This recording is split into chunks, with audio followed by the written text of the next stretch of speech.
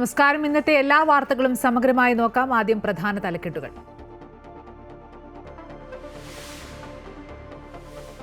ശബരിമലയിൽ നിന്ന് നഷ്ടമായ സ്വർണം തിരികെ പിടിക്കണമെന്ന് സർക്കാരിനോട് ആവശ്യപ്പെട്ട് തിരുവിതാംകൂർ ദേവസ്വം ബോർഡ്. ഹൈക്കോടതിയുടെ അന്വേഷണത്തിൽ പൂർണ്ണ വിശ്വാസം. കോടതിയെ വിശ്വസിക്കാത്തവരാണ് CBI അന്വേഷണം ആവശ്യപ്പെടുന്നതെന്നും വിമർശനം. നടന്നത് വലിയ കച്ചവടമെന്ന് VD സതീശൻ. വിശ്വാസ സംരക്ഷണ ജാഥയുമായി കോൺഗ്രസ്. ആറന്മുള വള്ളസദ്യയിൽ ആചാരലംഘനം നടന്നെന്ന് ക്ഷേത്രം തന്ത്രി. അഷ്ടമി രോഹിണി വള്ളസദ്യ നിവേദിക്കുന്നതിന് മുമ്പ് മന്ത്രിക്ക് നൽകി. പരിഹാരക്രിയ ചെയ്യണമെന്ന് നിർദ്ദേശം.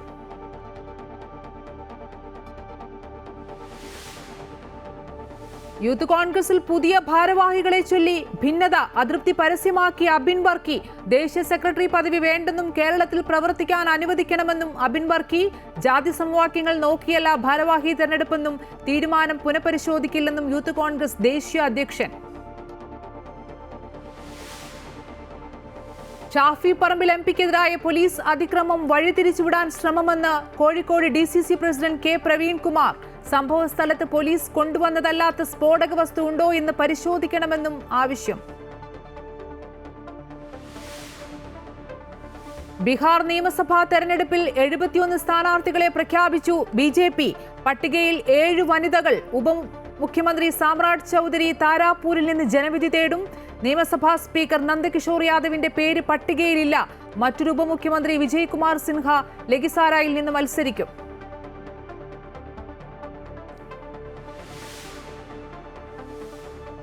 വെസ്റ്റ് ഇൻഡീസിനെതിരായ പരമ്പര സ്വന്തമാക്കി ഇന്ത്യ. രണ്ടാം ടെസ്റ്റിൽ ഇന്ത്യക്ക് 7 വിക്കറ്റ് വിജയം. 121 റൺസ് വിജയലക്ഷ്യം 3 വിക്കറ്റ് നഷ്ടത്തിൽ മറികടന്നു.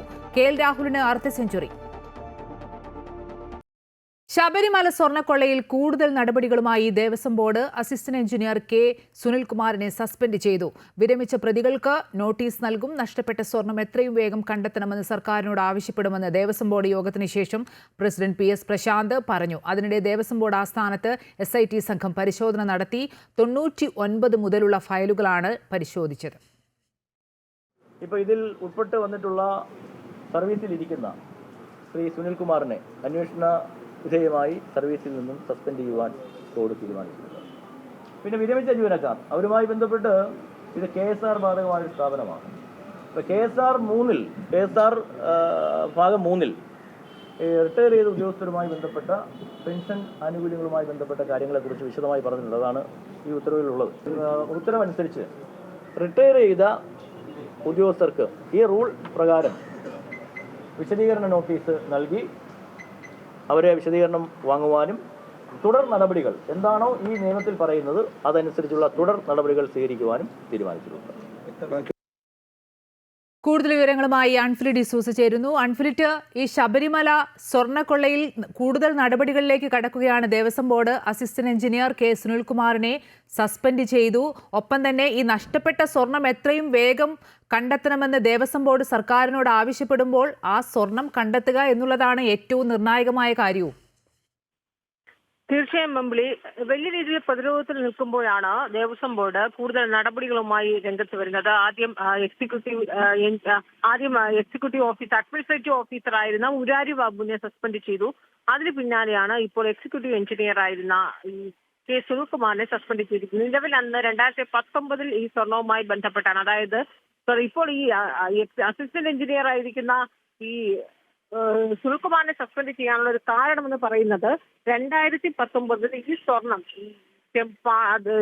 ദ്വാരപാലക ശില്പത്തിൽ ഉണ്ടായിരുന്നത് സ്വർണമെന്ന് അറിയാമായിരുന്നിട്ടും അത് ചെമ്പാണ് എന്ന് മഹസർ എഴുതാൻ ഒപ്പിട്ടു. അങ്ങനെ രേഖകളിൽ എഴുതി നൽകിയത് ഈ സുനിൽകുമാർ ആയിരുന്നു. അതാണ് സുനിൽകുമാറിനെതിരായിരിക്കുന്ന കുറ്റം. അതിന്റെ പേരിലാണ് ഇപ്പോൾ സുനിൽകുമാറിനെ സസ്പെൻഡ് ചെയ്തത്. നേരത്തെ മുരാരി ബാബുവിനെ സസ്പെൻഡ് ചെയ്തതും ഇതേ കാരണത്താൽ തന്നെയാണ്. അതിന് പിന്നാലെ ഇപ്പോൾ സുനിൽകുമാറിനെ സസ്പെൻഡ് ചെയ്തിരിക്കുന്നത്. ഇപ്പോൾ നിലവിലുള്ള 2019 ദേവസ്വം ബോർഡിലെ ജീവനക്കാരൻ ഇപ്പോഴും സർവീസിലുള്ള ഭരണസമിതിയിലുള്ളത് ഈ 2 പേരാണ്. ഈ 2 പേരെ ഇപ്പോൾ സസ്പെൻഡ് ചെയ്തിരിക്കുന്നു. മറ്റുള്ളവർ അന്നുണ്ടായിരുന്നവരൊക്കെ വിരമിച്ചവരാണ്. ഈ വിരമിച്ചവർക്ക് നോട്ടീസ് നൽകുമെന്നാണ് പ്രസിഡന്റ് PS പ്രശാന്ത് യോഗശേഷം പറഞ്ഞിരിക്കുന്നത്. അതായത് എല്ലാവരും കൃത്യമായി ഏത് ദേവസ്വം ബോർഡ് പൂർണ്ണമായും ശുദ്ധമാണ്, സംശുദ്ധമാണ് എന്ന് താൻ അവകാശപ്പെടുന്നില്ല. അതിൽ തന്നെ അതിനകത്തുള്ള ഏതൊക്കെ രീതിയിലാണോ ഉദ്യോഗസ്ഥർക്ക് വീഴ്ച പറ്റി, അല്ലെങ്കിൽ ഏതൊക്കെ രീതിയിലാണ് ഉദ്യോഗസ്ഥർ ഈ സ്വർണ്ണക്കൊള്ളയുമായി ബന്ധപ്പെട്ട് ഉണ്ണികൃഷ്ണൻ പോറ്റിക്ക് ഏതെങ്കിലും രീതിയിൽ വഴിവിട്ട സഹായം നടത്തിയിട്ടുണ്ടെങ്കിൽ അത് മുഴുവൻ നിയമത്തിന്റെ മുന്നിൽ കൊണ്ടുവരും. SITയുടെ അന്വേഷണത്തെ, ആ അന്വേഷണ സംഘത്തെ തങ്ങൾക്ക് ദേവസ്വം ബോർഡിന് വിശ്വാസമുണ്ട്. നഷ്ടപ്പെട്ടു പോയ സ്വർണം മുഴുവനും തിരിച്ച് ഭഗവാന്റെ സ്വർണ്ണമാണ്, അത് ഭഗവാനെ തന്നെ എത്തിക്കണം, ഇക്കാര്യം സർക്കാരിനോട് ആവശ്യപ്പെടും. ഇതൊക്കെയാണ് ദേവസ്വം ബോർഡിന്റെ യോഗത്തിന് ശേഷം PS പ്രശാന്ത് പറയുന്നത്. ഇതിലൊരു കാര്യം വ്യക്തമാകുന്നത്, ഉണ്ണികൃഷ്ണൻ പോറ്റിയാണ് ഇപ്പോൾ യഥാർത്ഥ പ്രതി. ഉണ്ണികൃഷ്ണൻ പോറ്റിയെ സഹായി ഉൾപ്പെടെയുള്ളവർ അതിനപ്പുറത്തേക്ക് ദേവസ്വം ബോർഡും ദേവസ്വം ഭരണസമിതിയും ഒക്കെ അതാത് കാലങ്ങളിൽ, അതായത് UDF സർക്കാരിന്റെ ആയാലും ഇടത് സർക്കാരിന്റെ കാലത്തൊക്കെ ആയാലും അതാത് സമയത്തുള്ള ഭരണസമിതിയും ഈ അതിനപ്പുറത്തേക്കുള്ളവർക്ക് ഏതൊക്കെ രീതിയിലാണ് ഈ ഉണ്ണികൃഷ്ണൻ പോറ്റിയുമായി ബന്ധപ്പെട്ടുള്ളത്, ഉണ്ണികൃഷ്ണൻ പോറ്റിക്ക് ഏതൊക്കെ രീതിയിലുള്ള സഹായ ഹസ്തങ്ങളാണ് ലഭിച്ചിട്ടുള്ളത്, ഇതൊക്കെ തന്നെ ഈ അന്വേഷണത്തിൽ കൊണ്ടുവരണം, പുറത്തു വരണം എന്നാണ് ഭരണപക്ഷവും പ്രതിപക്ഷവും ഒക്കെ ആവശ്യപ്പെടുന്നത്. അതേസമയം പ്രതിപക്ഷമാകട്ടെ പ്രധാനമായും ഇടത് സർക്കാരിന്റെ കാലത്ത്, പിണറായി സർക്കാരിന്റെ കാലത്തിൽ ഓരോ ഭരണസമിതിയോ അല്ലെങ്കിൽ ഓരോ ദേവസ്വം മന്ത്രിമാർക്കും ദേവസ്വം ബോർഡ് പ്രസിഡന്റുമാർക്കും ഇതിൽ ഒഴിഞ്ഞു മാറാനാവുകയില്ലെന്ന് പറയുമ്പോൾ തിരിച്ചു പറയുന്നത്, ഉണ്ണികൃഷ്ണൻ പോറ്റി UDF സർക്കാരിന്റെ കാലം മുതൽ, ഉമ്മൻചാണ്ടി സർക്കാരിന്റെ കാലം മുതൽ ഉണ്ണികൃഷ്ണൻ പോറ്റി ദേവസ്വം ബോർഡുമായി ശബരിമലയുമായി ബന്ധപ്പെട്ട് പ്രവർത്തിച്ചിട്ടുള്ളതാണ്. അതുകൊണ്ട് തന്നെ ആ സമയത്തുള്ള എല്ലാ അന്വേഷണ വിശദാംശങ്ങളും പുറത്തു വരണമെന്ന് ഇപ്പോൾ ഏറ്റവും ഒടുവിൽ PS പ്രശാന്ത് മാധ്യമങ്ങളെ കാണുമ്പോഴും അത് തന്നെയാണ് അദ്ദേഹം പറഞ്ഞു വെക്കുന്നത്. ഇതിൽ ഓരോ ദിവസം കഴിയുന്തോറും ഈ ദേവസ്വം ബോർഡ് ശുദ്ധമാണ് അല്ലെങ്കിൽ സുതാര്യമായാണ് കാര്യങ്ങളൊക്കെ നടക്കുന്നത്, അന്വേഷണമായാൽ പോലും സുതാര്യമായാണ് നടക്കുന്നത്, കുറ്റം എവിടെയെങ്കിലും ഒരു സംശയത്തിന് നേരിലുള്ളവർക്കെതിരെ നടപടി എടുക്കുന്നു എന്നുകൂടി വരുത്തുക എന്നതാണ് ഇപ്പോൾ ഈ മുരാരി ബാബുവിന് ശേഷം ഈ സുനിൽകുമാറിനെ സസ്പെൻഡ് ചെയ്യുന്നത് കൊണ്ട് ദേവസ്വം ബോർഡ് ലക്ഷ്യമിടുന്നത് തന്നെയാണ്. അതിനപ്പുറത്തേക്ക് ഇപ്പോൾ അന്വേഷണം വരട്ടെ, 6 ആഴ്ച കൂടി കാത്തിരിക്കുന്നു. പ്രതിപക്ഷത്തോടുകൂടി PS പ്രശാന്ത് അഭ്യർത്ഥിക്കുകയാണ്. കാരണം ദേവസ്വം ബോർഡ് ഇവിടെ മാത്രമല്ല, സംസ്ഥാനത്ത് വിവിധയിടങ്ങളിലെ ദേവസ്വം ബോർഡ് ജീവനക്കാർക്ക് നേരെയും ഒക്കെ ആക്രമണം നടത്തുന്ന ഒരു പശ്ചാത്തലമാണ്. അതുകൊണ്ട് തന്നെ ഈ മറ്റുള്ള മണ്ഡല മകരവിളക്ക് തീർത്ഥാടനം ആരംഭിക്കുന്നു. അപ്പോൾ അതിന് മുന്നോടിയായി തന്നെ റിപ്പോർട്ട് സമർപ്പിക്കുന്നത്, 6 ആഴ്ച കഴിഞ്ഞ് റിപ്പോർട്ട് സമർപ്പിച്ച റിപ്പോർട്ട് അതുവരെ പ്രതിപക്ഷം കാത്തിരിക്കൂ, ക്ഷമിക്കൂ, സഹകരിക്കൂ എന്ന രീതിയിലാണ് ഇപ്പോൾ PS പ്രശാന്ത് പറയുന്നത്. ഇതിനകത്ത് അന്വേഷണം ബന്ധപ്പെട്ട് നമ്മൾ പറയുമ്പോൾ ദേവസ്വം വിജിലൻസിന്റെ അന്വേഷണം ഒരു ഭാഗത്ത് നടക്കുന്നു. അതോടൊപ്പം തന്നെയും ഹൈക്കോടതിയുടെ നിർദ്ദേശപ്രകാരം SITയുടെ അന്വേഷണം നടക്കുകയാണ്. അതോടൊപ്പം തന്നെയും amicus curiae justice KT Sankaran അവിടെ സ്ട്രോങ് റൂം തുറന്നു അടക്കമുള്ള പരിശോധന, അങ്ങനെ പല രീതിയിൽ പരിശോധന നടക്കുന്നു. ഇന്നിപ്പോൾ SITയുടെ ഒരു സംഘം ദേവസ്വം ബോർഡ് ആസ്ഥാനത്ത്, തിരുവനന്തപുരത്ത് ദേവസ്വം ബോർഡ് ആസ്ഥാനത്ത് എത്തി രാവിലെ 11 മണിയോടുകൂടിയാണ് എത്തി വിശദമായ പരിശോധന നടത്തി. ഈ SIT സംഘം പല ഗ്രൂപ്പുകളായി അല്ലെങ്കിൽ പല വിഭാഗമായി തിരിഞ്ഞാണ് അന്വേഷണം നടക്കുന്നത്. അൻഫിലിറ്റ് ഹൈക്കോടതി നിയോഗിച്ച സമയത്ത് തന്നെ SIT ആദ്യം ദേവസ്വം ബോർഡ് ആസ്ഥാനത്താണ് എത്തിയത്, പിന്നീട് ശബരിമല സന്നിധാനത്തേക്കൊക്കെ എത്തി. ഉണ്ണികൃഷ്ണൻ പോറ്റി അടക്കമുള്ളവരുടെ ചോദ്യം ചെയ്യലിലേക്ക് എപ്പോഴായിരിക്കും കടക്കുക? കാരണം 6 ആഴ്ചയ്ക്കകം SITക്ക് ഈ റിപ്പോർട്ട് ഹൈക്കോടതിയിൽ സമർപ്പിച്ചല്ലേ മതിയാകൂ? അതാണ് അമ്പിളി, ഈ എല്ലാവരും അന്വേഷിക്കുന്നത്, എല്ലാവരും ആവശ്യപ്പെടുന്നത് ഉണ്ണികൃഷ്ണൻ പോറ്റിക്കെതിരെ മൊഴിയെടുത്ത് ഉണ്ണികൃഷ്ണൻ പോറ്റി ഇതുവരെയും കസ്റ്റഡിയിൽ എടുത്തിട്ടില്ല. ഉണ്ണികൃഷ്ണൻ പോറ്റിയെ കസ്റ്റഡിയിൽ എടുക്കാത്തിടത്തോളം കാലം അദ്ദേഹം അന്വേഷണത്തെ ഏതൊക്കെ രീതിയിലൊക്കെ അദ്ദേഹത്തിന്റെ സ്വാധീനം ഉപയോഗിച്ച് ഉണ്ണികൃഷ്ണൻ പോറ്റിക്ക് അന്വേഷണത്തെ വഴിതിരിച്ചു വിടാൻ കഴിയും, ആ രീതിയിൽ സ്വാധീനമുള്ള വ്യക്തിയാണ്. പ്രത്യേകിച്ച് ഈ സ്മാർട്ട് ക്രിയേഷൻസുമായി ബന്ധപ്പെട്ട് ചെന്നൈയിലെ സ്മാർട്ട് ക്രിയേഷൻസുമായി ബന്ധപ്പെട്ടുള്ള ആ മൊഴി രേഖപ്പെടുത്തിയപ്പോൾ പോലും വലിയ രീതിയിൽ ആശയക്കുഴപ്പം ഉണ്ടാക്കുന്ന രീതിയിലാണ്, അന്വേഷണ സംഘത്തെ തെറ്റിദ്ധരിപ്പിക്കുന്ന രീതിയിലാണ് ഉണ്ണികൃഷ്ണൻ പോറ്റി മൊഴി നൽകിയിരിക്കുന്നത്. അതുകൊണ്ട് തന്നെ ഈ സ്മാർട്ട് ക്രിയേഷൻസിലെ ജീവനക്കാരുമായി, ഇപ്പോൾ നിലവിലുള്ള ജീവനക്കാരുമായി ബന്ധപ്പെട്ട് ഒരുപക്ഷെ മറ്റ് രീതിയിൽ കൂടുതൽ ആശയക്കുഴപ്പം ഉണ്ടാക്കുക അല്ലെങ്കിൽ അവരുമായി ബന്ധപ്പെട്ടൊരു ഗൂഢനീക്കം നടത്താനോ അന്വേഷണത്തെ വഴിതിരിച്ചു വിടാനുള്ള ഒരു ശ്രമമൊക്കെ ഉണ്ണികൃഷ്ണൻ പോറ്റിയുടെ ഭാഗത്തുനിന്ന് ഉണ്ടാകും. അതുകൊണ്ട് എത്രയും വേഗം ഉണ്ണികൃഷ്ണൻ പോറ്റിയെ കസ്റ്റഡിയിൽ എടുക്കുക എന്നുള്ളത് ഈ SITയുടെ നീക്കം തന്നെയാണ്. അതിനുവേണ്ടി തന്നെയാണ് SIT ശ്രമിക്കുന്നത്. അതിന്റെ ഭാഗമായി തന്നെയാണ് കൂടുതൽ രേഖകളും കൂടുതൽ തെളിവുകളും SITക്ക് ഉണ്ടാവണം, കൈവശം വേണം. എന്നാൽ മാത്രമേ ഇദ്ദേഹത്തിനെ കസ്റ്റഡിയിൽ എടുക്കുകയോ അത് ചോദ്യം ചെയ്യുക അത് ഉൾപ്പെടെയുള്ള നടപടിക്രമങ്ങളിലേക്ക് കടക്കാൻ സാധ്യമാവുകയുള്ളൂ.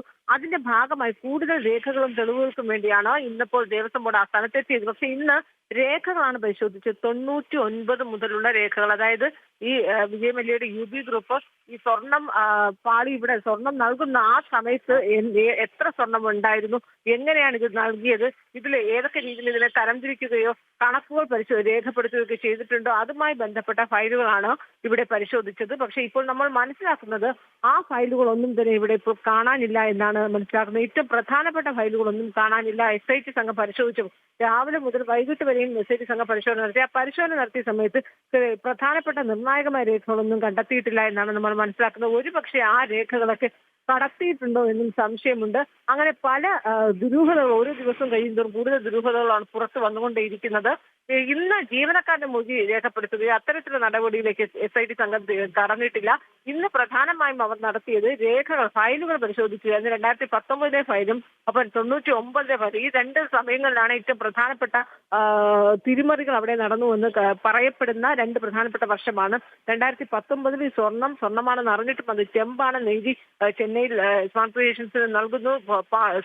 ദ്വാരപാലയ ശില്പത്തിന്റെ പാളിയും അതോടൊപ്പം ഈ കച്ചളപ്പാളിയും ഒക്കെ കൊടുക്കുന്നത് അങ്ങനെയാണ്. ആ 2019 2019 പ്രധാനപ്പെട്ട ഫയലുകൾ പോലും ഇപ്പോൾ അന്വേഷണ സംഘത്തിന് കിട്ടിയില്ല എന്നാണ് നമ്മൾ മനസ്സിലാക്കുന്നത്. 99 ഫയലുകൾ ആദ്യമേ തന്നെ അത് മിസ്സിംഗ് ആണ്, അതില്ല എന്ന രീതിയിൽ നേരത്തെ തന്നെ റിപ്പോർട്ടുകൾ പുറത്തു വന്നത്. പക്ഷേ 2019 പ്രധാനപ്പെട്ട ചില ഫയലുകളും അന്വേഷണ സംഘത്തിന് കണ്ടെത്താനായില്ല എന്നാണ് ഇപ്പോൾ ഏറ്റവും ഒടുവിൽ പുറത്തു വരുന്ന വിവരങ്ങൾ. അങ്ങനെയെങ്കിൽ ആ ഫയലുകളൊക്കെ കടത്തിയിട്ടുണ്ടാകുമെന്ന ചില സംശയങ്ങളും വരികയാണ്. അങ്ങനെയെങ്കിൽ ഫയലുകൾ കടത്തിയിട്ടുണ്ടെങ്കിൽ വളരെ ഗുരുതരമാണ്. ഇതിനകത്ത് കൂടുതൽ വലിയ രീതിയിലുള്ള ഒരു ഗൂഢാലോചന അല്ലെങ്കിൽ വലിയ രീതിയിലുള്ള ഒരു അഴിമതിയാണ്, വലിയ രീതിയിൽ ഈ പുറത്തു വന്നതിനപ്പുറത്തേക്ക് ഒരു സ്വർണ്ണ കൊള്ള തന്നെയാണ് ഇവിടെ നടന്നിരിക്കുന്നത്. അത് ഉദ്യോഗസ്ഥരുടെയും ഭരണസമിതിയുടെ അടക്കമുള്ളവരുടെ ബന്ധത്തോടും അറിവോടുകൂടി തന്നെയാണ്, ആ പിന്തുണയോടുകൂടി സഹായത്തോടുകൂടി തന്നെയാണ് ഈ രീതിയിലുള്ള ഒരു വലിയ രീതിയിലുള്ള ഒരു സ്വർണ്ണക്കൊള്ള നടന്നിട്ടുണ്ടാവുക. അതുകൊണ്ട് തന്നെയാകും ഏറ്റവും ഒടുവിലത്തെ അടുത്ത കാലത്തുള്ള ഫയലുകൾ പോലും കാണാനോ അല്ലെങ്കിൽ അന്വേഷണ സംഘത്തിന് കണ്ടെത്താനോ കഴിയാത്തത്. അങ്ങനെയുള്ളത് എവിടെയാകും അത് കടത്തിയിട്ടുണ്ടാകുക? ഈ രീതിയിലുള്ള അന്വേഷണത്തിലേക്കൊക്കെ അന്വേഷണ സംഘം കടക്കേണ്ടതുണ്ട്.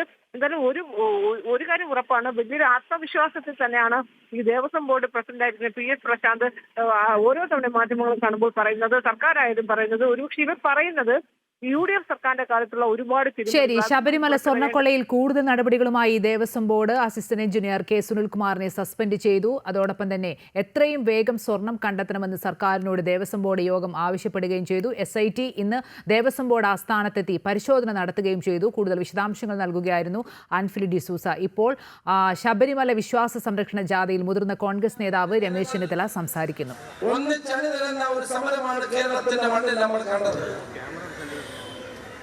അന്ന് സ്ത്രീകളെ കയറ്റാൻ വേണ്ടി മുൻകൈയെടുത്ത ഗവൺമെന്റ് അല്ലേ വനിതാ മതിൽ ഇവിടെ തീർത്തത്?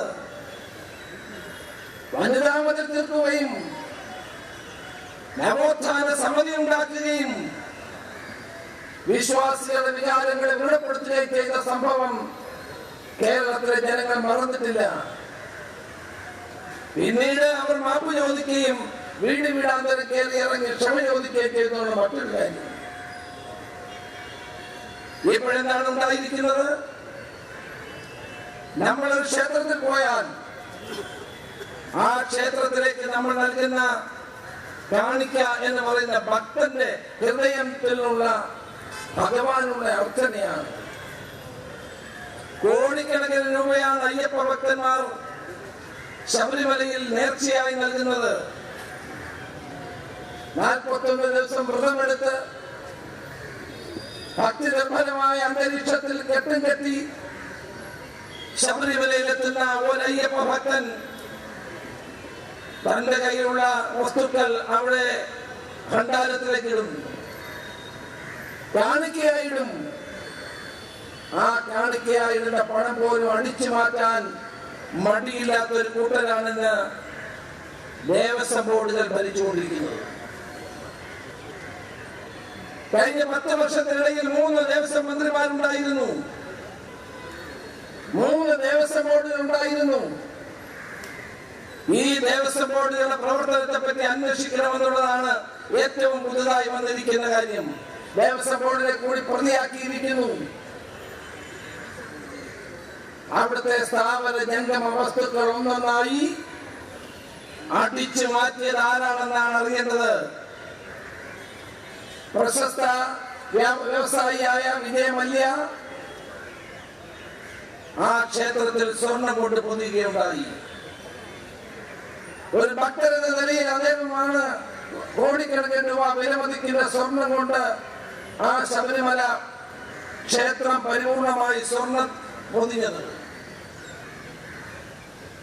സ്വർണം പൊതിഞ്ഞ ധാരവാലക ശില്പം എവിടെ പോയി? ആ കഥകൾ എവിടെ പോയി? കട്ടളപ്പണികൾ എവിടെ പോയി? ആര് കൊണ്ടുപോയി? ദേവസ്വം ബോർഡിന്റെ മാനുവൽ അനുസരിച്ച് ദേവസ്വത്തിലുള്ള സ്വത്തുക്കൾ വെളിയിൽ കൊണ്ടുപോകാൻ പാടില്ല. അവിടെ വെച്ച് തന്നെ അറ്റകുറ്റപ്പണികൾ നടത്തണമെന്നാണ് ദേവസ്വം മാനുവലിൽ പറയുന്നത്. ദേവസ്വം മാനുവൽ ലംഘിച്ചുകൊണ്ട് ഉണ്ണികൃഷ്ണൻ പോറ്റിയെ കൊണ്ട് ചെന്നൈയിൽ എത്തിച്ചത് ആരാണ്?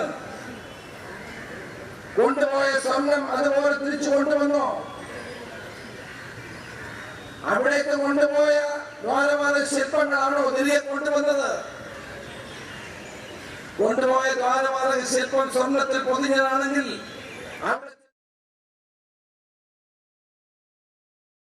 ശബരിമല സ്വർണ്ണക്കൊള്ളയിൽ സർക്കാരിനെതിരെ പ്രതിപക്ഷ നേതാവ് സ്വർണ്ണക്കവർച്ചയ്ക്കപ്പുറം നടന്നത് വലിയ കച്ചവടമെന്ന് വി ഡി സതീശൻ. തട്ടിപ്പിന് കൂട്ടുനിന്നത് സർക്കാരും ദേവസ്വവുമാണെന്നും ഹൈക്കോടതിക്ക് തട്ടിപ്പ് മനസ്സിലായി എന്നും വി ഡി സതീശൻ പറഞ്ഞു.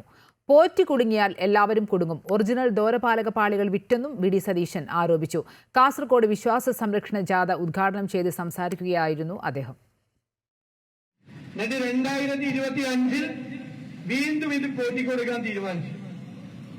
അപ്പൊ ഈ വാസവ മന്ത്രിയും ഇപ്പോഴത്തെ ദേവസ്വം ബോർഡ് പ്രസിഡന്റും ഒക്കെ ഈ കളവ് നടന്നത് അറിഞ്ഞുകൊണ്ട് തന്നെ ആരോപണ വിധേയനായ അയാൾക്ക് തന്നെ വീണ്ടും കൊടുക്കാൻ തീരുമാനിക്കുക. പക്ഷെ ഞാൻ പേടിച്ചുപോയി. കാരണം ദ്വാരപാലക വിഗ്രഹം പോയി, മറ്റേ കഥകിന്റെ സാധനം പോയി, സ്വർണം കട്ട്ലേറെ സ്വർണം പോയി. ഈ പ്രാവശ്യം പോറ്റി വന്നിരുന്നെങ്കിൽ എന്ത് ചെയ്തേനെ? അയ്യപ്പന്റെ തങ്ക വിഗ്രഹം ഉറപ്പായിട്ട് പോകും. അതായിരുന്നു ടാർഗറ്റ്. ശബരിമല സ്വർണ്ണക്കൊള്ളയ്ക്കും വിശ്വാസവഞ്ചനയ്ക്കുമെതിരെ മുൻ KPCC അധ്യക്ഷൻ കെ മുരളീധരൻ നയിക്കുന്ന വിശ്വാസ സംരക്ഷണ യാത്രയ്ക്ക് കാഞ്ഞങ്ങാട് നിന്ന് തുടക്കമായി. അമ്പലം വിഴുങ്ങികൾക്കെതിരായുള്ള ശക്തമായ പ്രതിഷേധമാണ് KPCCയുടെ യാത്രയെന്നും ദേവസ്വം മന്ത്രി രാജിവെക്കണമെന്നും ഉദ്ഘാടനം ചെയ്ത് പ്രതിപക്ഷ നേതാവ് വി ഡി സതീശൻ പറഞ്ഞു. 2026 നിയമസഭാ തെരഞ്ഞെടുപ്പിൽ തോൽവി ഉറപ്പായതിൽ നിന്നുണ്ടായ വിഭ്രാന്തിയാണ് സർക്കാരിന്റെ അയ്യപ്പ സംഗമവും കോൺക്ലേവുകൾ അടക്കമുള്ള പരിപാടികളെന്നും പ്രതിപക്ഷ നേതാവ് വി ഡി സതീശൻ പറഞ്ഞു. അയ്യപ്പ സംഗമം നടത്തിയ ഉടൻ അയ്യപ്പൻ മറുപടി നൽകി. തിരഞ്ഞെടുപ്പ് അടുത്തു വരികെ മുഖ്യമന്ത്രി പിണറായി വിജയനിൽ പെട്ടെന്നാണ് അയ്യപ്പ ഭക്തി ഉണ്ടായതെന്നും പ്രതിപക്ഷ നേതാവ് പറഞ്ഞു. 10ാമത്തെ കൊല്ലം തെരഞ്ഞെടുപ്പ് നടക്കാൻ പോകുമ്പോഴാണ് അയ്യപ്പ സംഗമം നടത്തണം. അപ്പോഴാണ് പിണറായി വിജയൻ പെട്ടെന്നൊരു അയ്യപ്പ ഭക്തി. മറ്റെന്തൊക്കെയാണ് പറഞ്ഞത്? ഇത് പണ്ട് യുവതി പ്രവേശനത്തിന്റെ സമയത്ത് എന്തൊക്കെയാണ് പറഞ്ഞത്? നവോത്ഥാനം, സാമൂഹ്യ മാറ്റം, വൻമതിൽ അല്ലെ, സ്ത്രീകളുടെ വൻമതിൽ കെട്ടുക, നവോത്ഥാന പ്രസ്ഥാനത്തിലൂടെ ആകാശം ഇടിഞ്ഞു വീണാലും ഇതിൽ നിന്നൊന്നും മാറ്റമില്ല എന്നെല്ലാം പറഞ്ഞു പോയാൽ 10ാമത്തെ വർഷം തെരഞ്ഞെടുപ്പ് പ്രഖ്യാപിക്കാൻ തുടങ്ങുന്നതിന്റെ തൊട്ട് മുമ്പ് പെട്ടെന്നൊരു അയ്യപ്പ ഭക്തി വരിക. പെട്ടെന്ന് അയ്യപ്പ ഭക്തി ഉണ്ടാവുകയാണ്. ആ അയ്യപ്പ ഭക്തിയുടെ ഭാഗമായി ആഗോള അയ്യപ്പ സംഗമം നടത്താൻ പറയുക. പെട്ടെന്നാണ്. എന്നിട്ട് അവിടെ പോയിട്ട് പിണറായി വിജയൻ നടത്തിയ പ്രസംഗം എന്തൊരു പ്രസംഗമായിരുന്നു! തത്വമസി. ഞാൻ ഗവൺമെന്റ് കൊണ്ടുപോയി. ദേവസ്വം മന്ത്രി രാജിവെക്കണമെന്നും ദേവസ്വം ബോർഡിനെ പുറത്താക്കണമെന്നും വിശ്വാസ സംരക്ഷണ യാത്ര ഉദ്ഘാടനം നിർവഹിച്ച് പ്രതിപക്ഷ നേതാവ് ആവശ്യപ്പെട്ടു. ദേവന്റെ സ്വത്ത് കട്ടവർ ആരായാലും അനുഭവിച്ചേ മതിയാകൂ എന്ന് വിശ്വാസ സംരക്ഷണ യാത്രയുടെ നായകൻ കെ മുരളീധരൻ പറഞ്ഞു. ദേവന്റെ സ്വത്ത് കട്ടോ അവൻ അനുഭവിച്ചേ തീരും. അത് വാസവനാണെങ്കിലും പിണറായി ആണെങ്കിലും പ്രശാന്താണെങ്കിലും അത് അനുഭവിക്കണം. അതുകൊണ്ട് വാസവൻ രാജിവെക്കണം. പ്രശാന്തിനെ ഇപ്പോഴത്തെ ദേവസ്വം ബോർഡിനെ പിരിച്ചുവിടണം. Rajmohan Unnithan MP, T Siddique MLA തുടങ്ങിയ നേതാക്കൾ കാഞ്ഞങ്ങാട് നിന്ന് പ്രയാണം തുടങ്ങിയ വിശ്വാസ സംരക്ഷണ യാത്രയിൽ അണിനിരന്നു. അമൃത ന്യൂസ്, കാസർഗോഡ്. ശബരിമലയിലെ മുഴുവൻ ക്രമക്കേടും പുറത്തു വരണമെന്നും UDF ആഗ്രഹിക്കുന്നുണ്ടോ എന്ന് വ്യക്തമാക്കണമെന്ന് BJP സംസ്ഥാന general secretary MT Ramesh. VS Sivakumar Devaswom മന്ത്രിയായ കാലത്തും പലതും നടന്നില്ലേ? കേന്ദ്ര ഏജൻസി അന്വേഷിച്ചാലേ സത്യം കണ്ടെത്താനാകൂവെന്നും MT രമേശ് മലപ്പുറത്ത് പറഞ്ഞു. അതൊരു പ്രസക്തിയില്ലല്ലോ. കാരണം BJP ആണല്ലോ സമരമുഖത്തുള്ള സംഘടന. UDF ആകെ ഒരു ജാഥ നയിക്കുന്നില്ല. കഴിഞ്ഞ കുറേ ദിവസങ്ങളായിട്ട് ഈ വിഷയം ഉന്നയിച്ചുകൊണ്ട് പ്രത്യക്ഷ സമരത്തിന് നേതൃത്വം കൊടുക്കുന്ന പാർട്ടി BJP ആണ്. BJPയുടെ നേതൃത്വത്തിൽ കഴിഞ്ഞ ദിവസം മുഖ്യമന്ത്രിയുടെ ഓഫീസിലേക്ക് ഞങ്ങൾ ഈ ആവശ്യം ഉന്നയിച്ചുകൊണ്ട് മാർച്ച് ചെയ്തിരുന്നു. എല്ലാ ജില്ലാ കേന്ദ്രങ്ങളിലും കഴിഞ്ഞ ദിവസങ്ങളിൽ വലിയ മാർച്ച് ഞങ്ങൾ സംഘടിപ്പിച്ചിട്ടുണ്ടായിരുന്നു. ഇന്നലെ യുവമോർച്ചയുടെ നേതൃത്വത്തിൽ സെക്രട്ടേറിയറ്റ് മാർച്ച് സംഘടിപ്പിച്ചു. 16-ാം തീയതി മഹിളാ മോർച്ചയുടെ നേതൃത്വത്തിൽ ഇതേ വിഷയം ഉന്നയിച്ചുകൊണ്ട് സെക്രട്ടേറിയറ്റ് മാർച്ച് സംഘടിപ്പിക്കുന്നു. ആറന്മുള അഷ്ടമി രോഹിണി വള്ളസദ്യ ദേവന് നേദിക്കുന്നതിന് മുമ്പ് ഉദ്ഘാടനത്തിനെത്തിയ മന്ത്രിക്ക് നൽകിയ സംഭവത്തിൽ ആചാരലംഘനം നടന്നെന്ന് ക്ഷേത്രം തന്ത്രി. തെറ്റ് സംഭവിച്ചതിനാൽ പരസ്യമായി പരിഹാരക്രിയ ചെയ്യണമെന്നും ഇത്തരം അബദ്ധം ഇനി ഉണ്ടാവില്ലെന്ന് സത്യം ചെയ്യണമെന്നും തന്ത്രിയുടെ നിർദ്ദേശം. സെപ്റ്റംബർ 14 നടന്ന ആറന്മുള അഷ്ടമിരോഹിണി വള്ളസദ്യയിൽ ആചാരലംഘനം നടന്നു എന്ന് അന്ന് തന്നെ ആരോപണമുയർന്നിരുന്നു. ദേവസ്വം വകുപ്പ് മന്ത്രി VN വാസവനടക്കം ഉദ്ഘാടന ചടങ്ങിൽ പങ്കെടുക്കാനെത്തിയവർ ദേവന് നേദിക്കും മുൻപ് സദ്യ കഴിച്ചു എന്നായിരുന്നു ആരോപണം. ഈ സംഭവത്തിലാണ് ഇപ്പോൾ ക്ഷേത്രം തന്ത്രി പരമേശ്വരൻ വാസുദേവൻ ഭട്ടതിരിപ്പാട് ദേവസ്വം ബോർഡിന് കത്ത് നൽകിയത്. ആചാരലംഘനം നടന്നെന്നും പരിഹാരക്രിയയായി അഷ്ടമിരോഹിണി വള്ളസദ്യയുടെ നടത്തിപ്പുകാരായ പള്ളിയോട സേവാ സംഘത്തിലെ മുഴുവൻ പേരും ക്ഷേത്രോപദേശക സമിതി അംഗങ്ങളും ഭരണ ചുമതലയിലുള്ള ദേവസ്വം അസിസ്റ്റന്റ് കമ്മീഷണറും ദേവസ്വം അഡ്മിനിസ്ട്രേറ്റീവ് ഓഫീസറും ഉൾപ്പെടെ പരസ്യമായി ദേവന് മുന്നിൽ ഉരുളി വെച്ച് എണ്ണപ്പണം സമർപ്പിക്കണമെന്നാണ് നിർദ്ദേശം. ഒപ്പം 11 പറ അരിയുടെ സദ്യ വയ്ക്കണമെന്നും തിടപ്പള്ളിയിൽ 1 പറ അരിയുടെ നേദ്യവും 4 കറിയും ഉണ്ടാക്കണമെന്നും നിർദ്ദേശമുണ്ട്.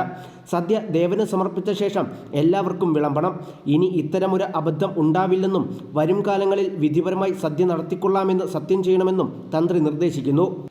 ആരോപണങ്ങൾക്ക് പിന്നാലെ വീഴ്ച ഉണ്ടായില്ല എന്നാണ് പള്ളിയോട സേവാ സംഘവും ദേവസ്വം അധികൃതരും അന്ന് പ്രതികരിച്ചത്. എന്നാൽ ക്ഷേത്രത്തിലെ ആചാരങ്ങളുമായി ബന്ധപ്പെട്ട അവസാന വാക്ക് തന്ത്രിയുടേതായതിനാൽ പ്രായശ്ചിത്തം ചെയ്യുന്നതിൽ നിന്ന് ഒഴിഞ്ഞു മാറാനും ദേവസ്വം ബോർഡിനും പള്ളിയോട സേവാ സംഘത്തിനും സാധിക്കാത്ത അവസ്ഥയാണുള്ളത്.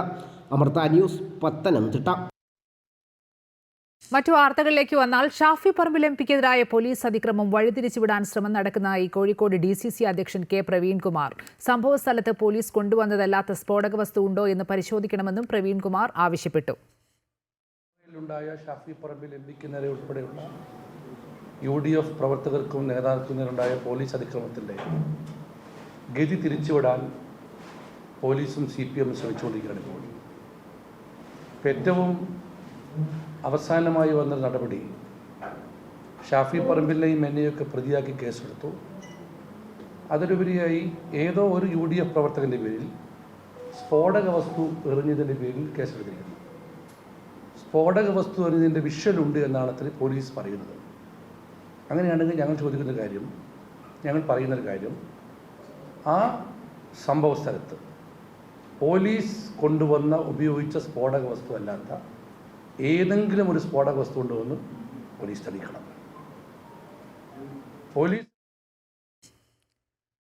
സംസ്ഥാന അധ്യക്ഷ പ്രഖ്യാപനത്തിന് പിന്നാലെ യൂത്ത് കോൺഗ്രസിൽ അതൃപ്തി പുകയുന്നു. അതൃപ്തി പരസ്യമാക്കിയ അബിൻ വർക്കി രംഗത്തെത്തി. ദേശീയ സെക്രട്ടറി പദവി വേണ്ടെന്നും കേരളത്തിൽ പ്രവർത്തനം തുടരാനാണ് താൽപ്പര്യമെന്നും അബിൻ വർക്കി കോഴിക്കോട് പറഞ്ഞു. മതേതരത്വം ഉയർത്തിപ്പിടിക്കുന്ന പാർട്ടിയാണ് കോൺഗ്രസ്. പുതിയ സംസ്ഥാന അധ്യക്ഷനെ തീരുമാനിച്ചപ്പോൾ എന്തെങ്കിലും സമുദായ പരിഗണനകൾ കാരണമായോ താൻ ക്രിസ്ത്യാനിയായതാണോ എന്നെല്ലാം വിശദീകരിക്കേണ്ടത് നേതൃത്വമാണ്. താൻ പാർട്ടി പ്രവർത്തകനായി പാർട്ടി പറയുന്നതനുസരിച്ച് മുന്നോട്ട് പോകുമെന്നും അബിൻ വർക്കി. കോൺഗ്രസിനെ കളങ്കപ്പെടുത്തുന്ന ഒന്നും തന്റെ ഭാഗത്തുനിന്ന് ഉണ്ടാകില്ലെന്നും ഇതുമായി ബന്ധപ്പെട്ട തന്റെ അഭിപ്രായം നേതൃത്വത്തെ അറിയിച്ചിട്ടുണ്ടെന്നും അബിൻ വർക്കി പറഞ്ഞു. ബഹുമാനപ്പെട്ട നേതാക്കന്മാരോട് അഭ്യർത്ഥിക്കാൻ ആഗ്രഹിക്കുകയാണ്. എനിക്ക് കേരളത്തിൽ തുടരാനുള്ള ഒരു അവസരം തരണമെന്ന് ഞാൻ അഭ്യർത്ഥിക്കുകയാണ്. ഒരു തരത്തിലും അത് മറ്റൊരു തരത്തിലുള്ള വെല്ലുവിളിയോ മറ്റോ ഒന്നുമായി കാണരുത്. ഞാൻ ഏറ്റവും അടിയുറച്ച, ഞാൻ ഏറ്റവും വിധേയനായ ഒരു പാർട്ടി പ്രവർത്തകനാണ്. ഞാൻ ആദ്യം പറഞ്ഞതുപോലെ തന്നെ കോൺഗ്രസ് എന്ന വികാരം മാത്രമാണ് എൻ്റെ നെഞ്ചിലുള്ളത്. കോൺഗ്രസ് എന്ന അഡ്രസ്സാണ് എനിക്കുള്ളത്. ആ അഡ്രസ്സ് മാത്രമാണ് എന്നെ മുന്നോട്ട് നയിക്കപ്പെടുന്നത്. ഞാൻ ചെറുപ്പം തൊട്ട് ആ കോൺഗ്രസ് വികാരത്തിലാണ് നയിക്കുന്നത്. അതുകൊണ്ട് ഞാൻ എൻ്റെ നേതൃത്വത്തോട് ഞാൻ അഭ്യർത്ഥിക്കും, എനിക്ക് കേരളത്തിൽ ഈ സുപ്രധാനമായ സമയത്ത് തുടരാൻ ഒരു അവസരം തരണം എന്ന് ഞാൻ നേതൃത്വത്തോട് അഭ്യർത്ഥിക്കും. ജാതി സമവാക്യങ്ങൾ നോക്കിയല്ല ഭാരവാഹി തെരഞ്ഞെടുപ്പെന്നും തീരുമാനം പുനഃപരിശോധിക്കില്ലെന്നും യൂത്ത് കോൺഗ്രസ് ദേശീയ അധ്യക്ഷൻ ഉദയ് ഭാനു ചിപ്പ്. അബിൻ വർക്കിയുടെ പരാതി ലഭിച്ചിട്ടില്ലെന്നും എന്നാൽ അബിനെ കേൾക്കാൻ തയ്യാറെന്നും ഉദയ് ഭാനു ചിപ്പ് പ്രതികരിച്ചു. മുഖ്യമന്ത്രിയുടെ മകന് ക്ലിഫ് ഹൗസിന്റെ അഡ്രസ്സിൽ ഇ ഡി നോട്ടീസ് വന്നതിനെക്കുറിച്ച് അദ്ദേഹം വിശദീകരണം നൽകണമെന്ന് പ്രതിപക്ഷ നേതാവ് V D Satheesan. E D നോട്ടീസിൽ തുടർ നടപടികൾ ഇല്ലാത്തത് സംശയങ്ങൾക്കിടയാക്കുകയാണ്. ഏത് അന്തർധാരയുടെ അടിസ്ഥാനത്തിലാണ് തുടർ നടപടികൾ നിർത്തിവെച്ചതെന്ന് ഇ ഡിയും വ്യക്തമാക്കണമെന്ന് അദ്ദേഹം ആവശ്യപ്പെട്ടു. ഇ ഡിയാണ് വ്യക്തമാക്കേണ്ടത്. ഇ ഡി ഒരു നോട്ടീസ് കൊടുത്താലുള്ള ഒരു പ്രൊസീജിയർ ഉണ്ട്. അത് എവിടെ വെച്ചാണ് ഇത് നിന്നുപോയത്? ഏത് സമ്മർദ്ദത്തിൻ്റെ അടിസ്ഥാനത്തിലാണ് നിന്നുപോയത്? ഏത് അന്തർധാരയുടെ അടിസ്ഥാനത്തിലാണ് നിന്നുപോയത്? എവിടെ വെച്ചാണ് ഈ അന്വേഷണം വേണ്ട എന്ന് തീരുമാനിച്ചത്? ഏത് സ്റ്റെപ്പിലാണ്?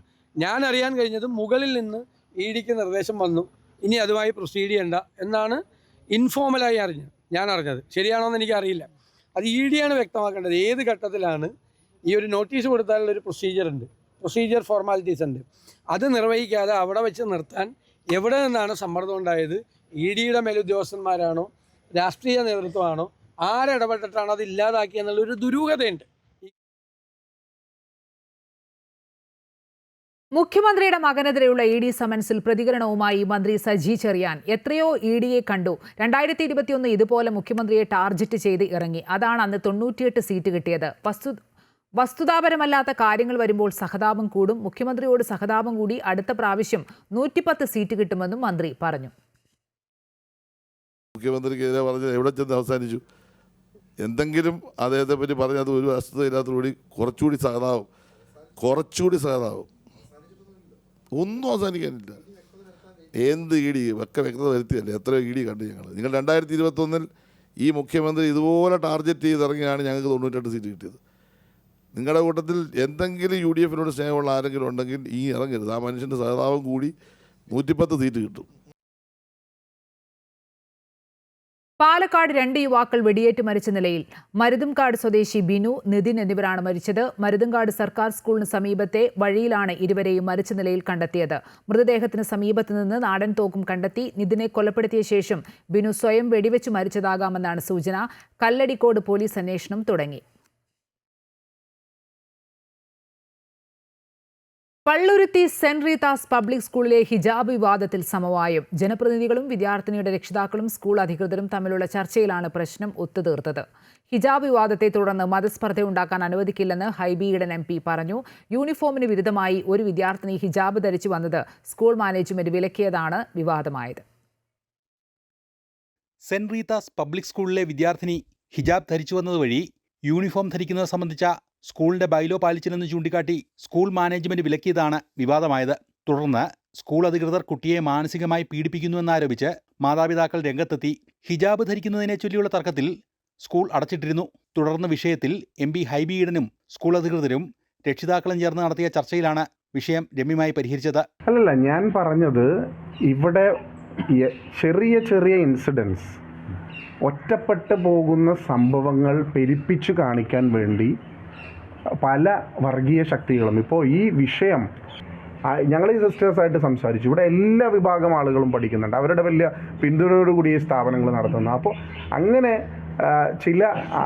ചില സാമൂഹ്യ മാധ്യമങ്ങളിൽ ഏതെങ്കിലും വിഭാഗം ആളുകൾ ക്യാമ്പയിൻ നടത്തുമ്പോൾ അത് വർഗീയ സംഘർഷത്തിന് വിധേയമാകുന്ന ഒരു രീതി ശരിയല്ല എന്നുള്ളതാണ് ഞങ്ങൾക്ക് പറയാനുള്ളത്. നിയമാവലി അനുസരിച്ച് കുട്ടി സ്കൂളിലെത്തുമെന്നും ഇതൊരു വർഗീയ വിഷയമാക്കാൻ ആഗ്രഹിക്കുന്നില്ലെന്നും വിദ്യാർത്ഥിനിയുടെ പിതാവ് പറഞ്ഞു. യൂണിഫോം അംഗീകരിക്കാനായിട്ട് ഇപ്പൊ മറ്റു വിഷയങ്ങളിലേക്ക് കടക്കാതിരിക്കാൻ അത് സമൂഹത്തിന്റെ ഒരു ആവശ്യകതയായിട്ട് ഞാൻ അത് ഏറ്റെടുത്തിട്ട് എൻ്റെ കുട്ടീനെ ഞാൻ ഇവിടുത്തെ മാനേജ്മെന്റ് എന്താണ് പറയുന്നത് ആ തീരുമാനത്തിലേക്ക് ഞാൻ കൊണ്ടുവരും എൻ്റെ കുട്ടീനെ.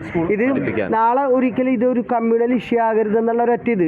യൂണിഫോമിൽ വിട്ടുവീഴ്ചയില്ലെന്ന് സ്കൂൾ അധികൃതരും PTA വ്യക്തമാക്കിയിരുന്നു.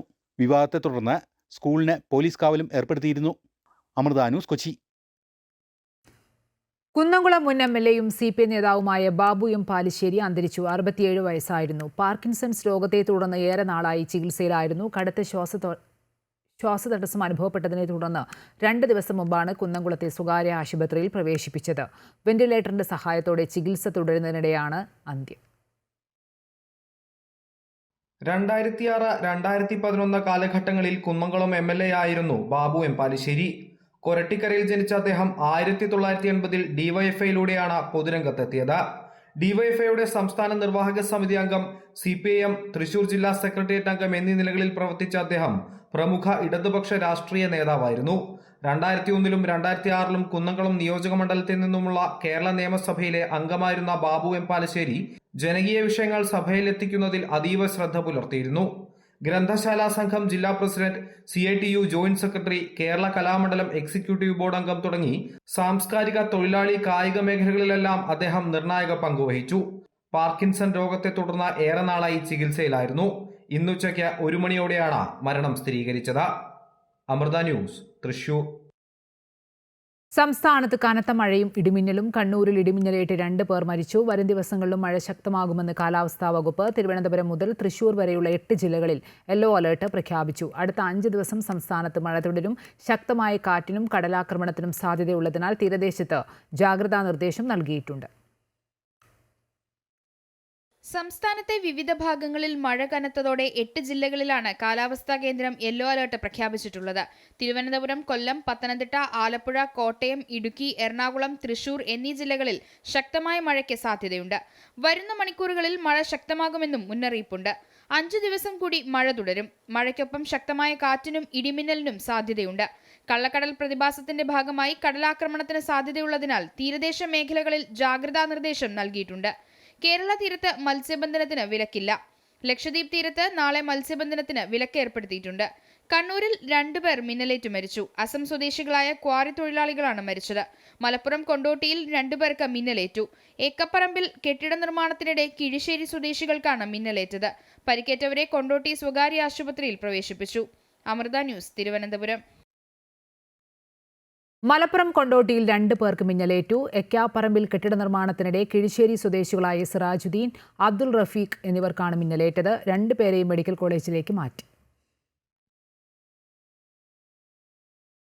ഹൈന്ദവ സമുദായങ്ങളും സംഘടനകളും ഹിന്ദു എന്ന പൊതു അടിത്തറയെ ബലപ്പെടുത്തുന്ന പ്രവർത്തനങ്ങളുമായി മുന്നോട്ടു പോകേണ്ട സാഹചര്യമാണ് സമൂഹത്തിലുള്ളതെന്ന് മാർഗദർശക മണ്ഡൽ അധ്യക്ഷൻ സ്വാമി ചിദാനന്ദപുരി. കൊച്ചിയിൽ സന്യാസിമാർ നയിക്കുന്ന ധർമ്മ സന്ദേശയാത്രയുടെ ഹിന്ദു നേതൃസംഗമത്തിൽ സംസാരിക്കുകയായിരുന്നു അദ്ദേഹം. മാതാ അമൃതാനന്ദമയി മഠത്തിലെ സ്വാമി അനകാമൃതാനന്ദപുരി ചടങ്ങിൽ സ്വാഗതം പറഞ്ഞു. വാഴൂർ തീർത്ഥപാദാശ്രമം മഠാധിപതി സ്വാമി പ്രജ്ഞാനന്ദ തീർത്ഥപാദർ നേതൃസംഗമം ഉദ്ഘാടനം ചെയ്തു.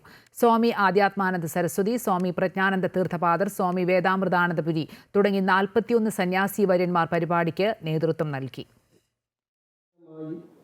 ഇതിനാവശ്യമായ രീതിയിലുള്ള, അതായത് ഗൃഹസമ്പർക്കങ്ങൾ, സത്സംഗങ്ങൾ, ഇതെല്ലാം നമ്മൾ നടത്തിക്കൊണ്ടിരിക്കുന്നുണ്ട്. നമ്മുടെ മഠത്തിൻ്റെ കീഴിൽ നടക്കുന്ന മിക്കവാറും എല്ലാ ജില്ലകളിലുള്ള ബ്രഹ്മചാരികളും സന്യാസിമാരും എല്ലാം തന്നെ ധാരാളം ഗൃഹസമ്പർക്കങ്ങളും ഓരോ വീടുകളിലും പോയി അടുത്തുള്ള വീട്ടുകാരെയും എല്ലാം ഒരുമിച്ച് കൂട്ടിയിട്ട് ചെറിയ പ്രഭാഷണവും ഭജനയും ലളിതാ സഹസ്രനാമം ചൊല്ലുന്നതും ഇതെല്ലാം ഒരു നിത്യം നമ്മൾ ചെയ്തുകൊണ്ടിരിക്കുന്ന കാര്യങ്ങളാണ്. എല്ലാവരുടെയും പങ്കാളിത്തവും ഊർജ്ജസ്വലതയും വാക്കുകൾക്കപ്പുറത്താണ്. എന്തുകൊണ്ട് ഈ കാലഘട്ടത്തിൽ ഇത്തരം ഒരു ചേർച്ച അനിവാര്യമാണെന്ന ബോധം എല്ലാവരിലും വന്നിരിക്കുന്നു.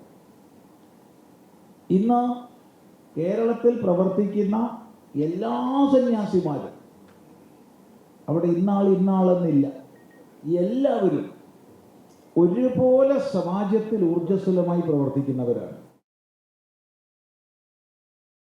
മുഖ്യമന്ത്രി പിണറായി വിജയന്റെ ഗൾഫ് പര്യടനത്തിന് നാളെ തുടക്കമാകും. ബഹ്റൈൻ, ഒമാൻ ഉൾപ്പെടെ 5 രാജ്യങ്ങളിലാണ് മുഖ്യമന്ത്രി സന്ദർശനം നടത്തുക. ഡിസംബർ 1 വരെ നീണ്ടുനിൽക്കുന്ന പര്യടന പരിപാടികളിൽ ഇടവേളകളിൽ മുഖ്യമന്ത്രി നാട്ടിൽ തിരികെയെത്തും. സൗദിയിലേക്കുള്ള യാത്രയ്ക്ക് കേന്ദ്ര വിദേശകാര്യ മന്ത്രാലയം അനുമതി നൽകിയിട്ടില്ല. ബഹ്റൈനിൽ 16-ാം തീയതി നടക്കുന്ന വിദേശ മലയാളി സംഗമമാണ് മുഖ്യമന്ത്രി പിണറായി വിജയന്റെ ഗൾഫ് പര്യടനത്തിലെ ആദ്യ പരിപാടി.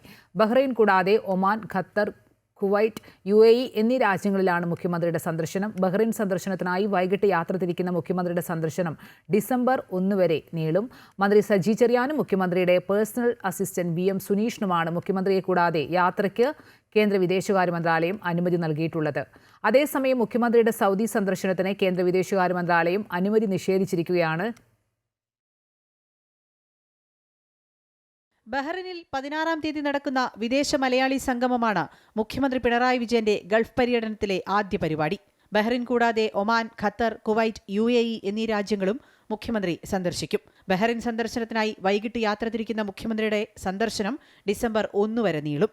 മന്ത്രി സജി ചെറിയാൻ, മുഖ്യമന്ത്രിയുടെ പേഴ്സണൽ അസിസ്റ്റന്റ് VM സുനീഷ് എന്നിവർക്കാണ് മുഖ്യമന്ത്രിയെ കൂടാതെ യാത്രയ്ക്ക് കേന്ദ്ര വിദേശകാര്യ മന്ത്രാലയം അനുമതി നൽകിയിട്ടുള്ളത്. അതേസമയം മുഖ്യമന്ത്രിയുടെ സൗദി സന്ദർശനത്തിന് കേന്ദ്ര വിദേശകാര്യ മന്ത്രാലയം അനുമതി നിഷേധിച്ചു. ബഹ്റൈനിൽ നിന്നും തിരികെ കേരളത്തിലെത്തുന്ന മുഖ്യമന്ത്രി 22-ന് വീണ്ടും മസ്കറ്റിലെത്തും. 24-ന് മസ്കറ്റിൽ പൊതുപരിപാടിയിൽ പങ്കെടുക്കും. 25-ന് സലാലയിലാണ് മുഖ്യമന്ത്രിയുടെ അടുത്ത പരിപാടി. ഇവിടെ നിന്ന് 26-ന് കൊച്ചിയിൽ തിരികെ എത്തും. 28-ന് രാത്രി വീണ്ടും ഖത്തറിലേക്ക് പോകും. 30-ാം തീയതി തിരുവനന്തപുരത്തേക്ക് മടങ്ങിയെത്തും. തുടർന്ന് നവംബർ 5-നാണ് കുവൈറ്റിലെ പരിപാടി. ഇവിടെ നിന്ന് അബുദാബിയിലെത്തുന്ന മുഖ്യമന്ത്രി 5 ദിവസം അബുദാബിയിൽ തങ്ങും. മകൻ വിവേക് കിരൺ അബുദാബിയിലാണ് ജോലി ചെയ്യുന്നത്. ED സമൻസ് വിഷയമടക്കം നിലനിൽക്കുന്നതിനിടയിലാണ് മുഖ്യമന്ത്രി മകന്റെ അടുത്തേക്ക് എത്തുന്നത്. അമൃത ന്യൂസ്, തിരുവനന്തപുരം. ബീഹാർ നിയമസഭാ തെരഞ്ഞെടുപ്പിലുള്ള BJP സ്ഥാനാർത്ഥികളുടെ ആദ്യ പട്ടിക പ്രഖ്യാപിച്ചു. 2 ഉപമുഖ്യമന്ത്രിമാർ ഉൾപ്പെടെ 71 പേർ പട്ടികയിൽ ഇടം പിടിച്ചു. 9 വനിതകൾ പട്ടികയിൽ ഉൾപ്പെട്ടപ്പോൾ നിയമസഭാ സ്പീക്കർ നന്ദകിഷോർ യാദവിന്റെ പേര് പട്ടികയിലില്ല. സീറ്റ് വിഭജനം പൂർത്തിയാക്കിയതിന് പിന്നാലെയാണ് 71 മണ്ഡലങ്ങളിലേക്കുള്ള സ്ഥാനാർത്ഥികളെ BJP പ്രഖ്യാപിച്ചത്. 243 നിയമസഭയിൽ 101 സീറ്റിലാണ് BJP മത്സരിക്കുന്നത്. ചില സീറ്റുകൾ ഘടകകക്ഷികളുമായി BJP വെച്ചുമാറിയിട്ടുമുണ്ട്. ഉപമുഖ്യമന്ത്രിമാരായ സാമ്രാട്ട് ചൌധരി, വിജയകുമാർ സിൻഹ എന്നിവർ പട്ടികയിൽ ഇടം പിടിച്ചു. താരാപൂർ മണ്ഡലത്തിൽ നിന്നാണ് സാമ്രാട്ട് ചൌധരി മത്സരിക്കുക. നിലവിൽ JDUവിന്റെ രാജീവ് കുമാർ സിംഗാണ് മണ്ഡലത്തിലെ MLA. ലഖീസരായി മണ്ഡലത്തിൽ നിന്നാണ് വിജയകുമാർ സിൻഹ ജനവിധി തേടുന്നത്. മുതിർന്ന നേതാവും ആരോഗ്യമന്ത്രിയുമായ മംഗൾ പാണ്ഡെ സിവാൻ മണ്ഡലത്തിൽ നിന്ന് ജനവിധി തേടും. പശ്ചിമ ബംഗാളിലെ BJP പ്രഭാരി കൂടിയാണ് മംഗൾ പാണ്ഡെ. സംസ്ഥാന മൃഗസംരക്ഷണ വകുപ്പ് മന്ത്രി രേണുദേവി ഉൾപ്പെടെ 9 വനിതകൾ പട്ടികയിൽ ഇടം പിടിച്ചിട്ടുണ്ട്. ബേട്ടിയ മണ്ഡലത്തിൽ തന്നെ രേണുദേവി മത്സരിക്കും. നീരജ് ബാലു, നിതിൻ നമ്പിൻ എന്നിവരും 71 പട്ടികയിൽ ഉൾപ്പെട്ടിട്ടുണ്ട്. തർക്കിഷോർ പ്രസാദ്, രാംകൃപാൽ യാദവ് തുടങ്ങിയ മുതിർന്ന നേതാക്കളും പട്ടികയിലുണ്ട്. അതേസമയം നിലവിലെ നിയമസഭാ സ്പീക്കറും മുതിർന്ന നേതാവുമായ നന്ദകിഷോർ യാദവ് പട്ടികയിലില്ല. മുന്നാക്ക സമുദായത്തിൽ നിന്ന് 11 പേരും പിന്നാക്ക വിഭാഗത്തിൽ നിന്ന് 17 പേരും ആദ്യ പട്ടികയിൽ ഇടം പിടിച്ചു. പട്ടികജാതി പട്ടികവർഗ വിഭാഗത്തിൽ നിന്ന് 6 പേരെ BJP ആദ്യ സ്ഥാനാർത്ഥി പട്ടികയിൽ ഉൾപ്പെടുത്തി. യുവാക്കൾക്കും വനിതകൾക്കും പ്രാധാന്യം കൊടുത്തുകൊണ്ടാണ് 71 പേരുടെ പട്ടിക BJP പുറത്തിറക്കിയിരിക്കുന്നത്. അതേസമയം സീറ്റുകൾ നഷ്ടപ്പെട്ട മുതിർന്ന നേതാക്കളുടെ നിലപാടുകൾ നിർണായകമാകും. അമൃത ന്യൂസ്, ന്യൂഡൽഹി. കോഴിക്കോട് മന്ത്രവാദത്തിന്റെ മറവിൽ വിദ്യാർത്ഥിനിയെ ബലാത്സംഗം ചെയ്ത ആൾ പിടിയിൽ. വയനാട് മുട്ടിൽ സ്വദേശി കുഞ്ഞുമോനെയാണ് ചേവായൂർ പോലീസ് പിടികൂടിയത്. ചേവായൂർ പോലീസ് സ്റ്റേഷൻ പരിധിയിൽ താമസിക്കുന്ന വിദ്യാർത്ഥിനിയാണ് പ്രതി ബലാത്സംഗം ചെയ്തത്. ഉറക്കത്തിൽ ദുസ്വപ്നം കാണുന്നത് ഒഴിവാക്കുന്നതിന് വേണ്ടി പൂജിച്ച ചരട് കെട്ടുന്നതിനായാണ് അമ്മ മകളെ പറമ്പിൽ കടവിലെ പൂജാരിയുടെ അടുത്ത് കൊണ്ടുപോയത്. പ്രശ്നപരിഹാരത്തിന് പൂജ ചെയ്യുന്നതിനായി സാധനങ്ങളുമായി പൂജാരിയുടെ വീട്ടിലെത്തിയ വിദ്യാർത്ഥിനിയെ പ്രതി പീഡിപ്പിക്കുകയായിരുന്നു. വിദ്യാർത്ഥിനിയുടെ നഗ്ന ഫോട്ടോ എടുത്തിട്ടുണ്ടെന്ന് പറഞ്ഞ് ഭീഷണിപ്പെടുത്തി. തുടർന്ന് കോളേജിലേക്ക് പോവുകയായിരുന്ന വിദ്യാർത്ഥിനിയെ പ്രതി പിന്തുടർന്ന് ഭീഷണിപ്പെടുത്തി ലോഡ്ജിൽ കൊണ്ടുപോവുകയും ബലാത്സംഗം ചെയ്യുകയുമായിരുന്നു. അറസ്റ്റ് രേഖപ്പെടുത്തിയ ശേഷം പ്രതിയെ കോടതിയിൽ ഹാജരാക്കി.